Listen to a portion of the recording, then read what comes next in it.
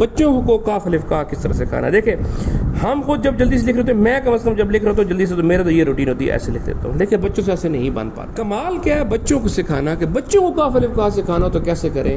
میں آپ لوگوں کو بار بار بتاتا ہوں، بچوں کو آپ نے کوئی بھی جوڑ سکھانا ہو، آپ بے کے خاندان کے ساتھ جوڑ کے والے ریفرنس دیں بچے کو. ٹھیک ہے، بچہ جو زندگی میں سب سے پہلے جوڑ سیکھتا ہے وہ بے کا جوڑ سیکھتا ہے، اور خاص کر کے بے الف با کا جوڑ بچے کی زندگی کا پہلا جوڑ ہوتا ہے. تو آپ نے جب بھی بچے کو کوئی لفظ سکھانا ہو، کوئی جوڑ سکھانا ہو، آپ اس کے ساتھ میچ کرانے کی کوشش کیا کریں. اپنے کاف الف کا جوڑ بھی میں کیسے کوشش کروں گا، بے الف با کے ساتھ.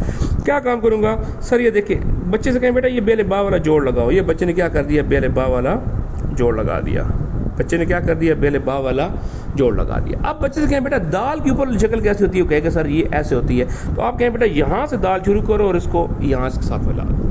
یہ دیکھیں یہاں سے دال شروع کرو اور اس کے ساتھ ملا دو، یہ دال شروع کرو اس کے ساتھ ملا دو. ہو گیا.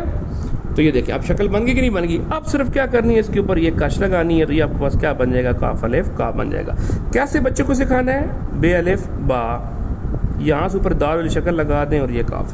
ہمارا اس ویڈیو بنانے کا مقصد یہ ہوتا ہے کہ بچوں کو کیسے بتایا جائے، وگرنہ ہمیں پتہ ہے کہ آپ یہاں پہ سارے سائنسدان بیٹھے ہیں، سب کو لکھنا آتا ہے. ٹھیک ہو گیا جی. اچھا اب کاف الف کا لکھنے میں جو غلطیاں ہو سکتی ہیں، وہ غلطیاں کیا کیا ہو سکتی ہیں.